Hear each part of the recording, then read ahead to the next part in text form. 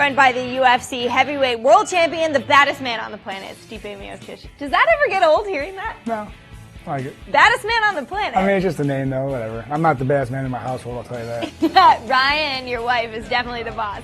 Yeah, he goes like her and the dogs and me. I'm like there just to pay bills. You suck. That seems like the right hierarchy. That's how it goes in my house It's as well. terrible. It's disgusting. 大家好，老师从业中医男科30余年，帮助了数千名海内外华人朋友通过中药调理重回男性雄风。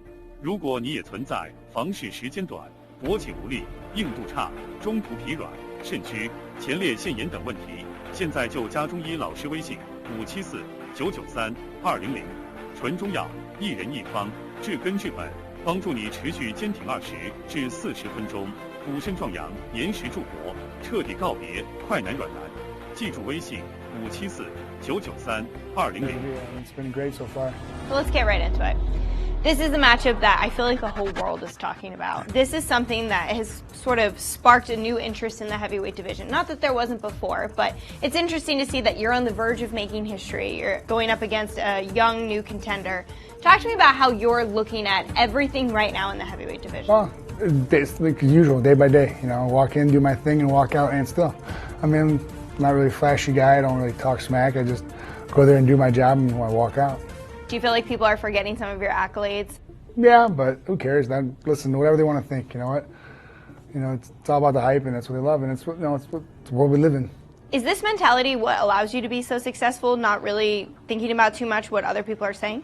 Yeah, I used to when I was younger think about it a lot, and it used to bother me a lot. But then after one point, I just stopped caring. I really don't care what anyone thinks anymore. It's not about them; it's about me. So what do you think about this matchup? Oh, I think it's a great matchup.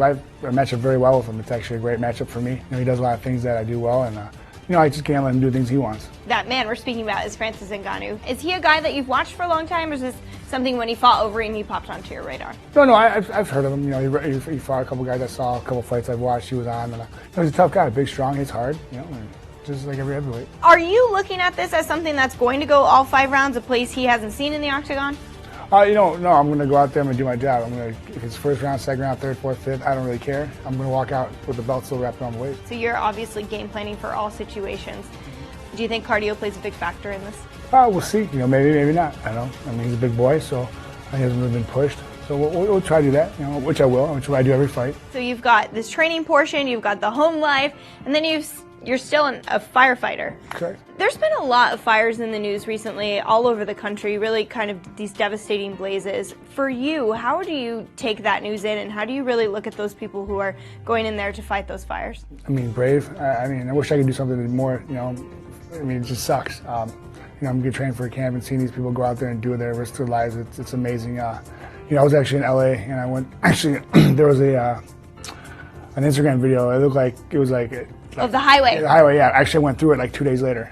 And it was like, you know, just black and, you know, you can tell it's burned. It was crazy. It was like mind-blowing to me. Just, and, you know, it's crazy. Just these people like just get used to it. For you, this is something that you'll never put to the side. This is always going to be on your plate. Yeah. Why is it so important to you to keep that up? I just worked hard to get it. Don't want to give up something that I worked so hard to get. And, you know, just make my mom proud too. Oh, that's got to be a huge motivating factor. You got to make mom happy. Always. Is she coming to this fight? No, she never comes to a fight. Well, I didn't know if this one was special because you could be making history. Well, I will be, but she can watch it. I can call her and tell her I did it. Let's talk about the history portion. Is it something that motivates you or something you try to not think about? I mean, it's just history. It is what it is. I mean, honestly, I gotta worry about the fight. That's all I gotta worry about. I really don't. I mean, it's great. You know, I do definitely think about it, but I don't really. It's not like, oh my God, I have to do it. It's just, you know, it's part of the game. You know, I mean, we'll keep winning. It's gonna happen. And, you know, it's got another guy in front of me. That's all I gotta worry about.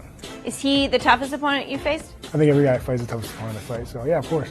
And then the making history by having the most title defenses in the heavyweight division would just be icing on the cake? Of course.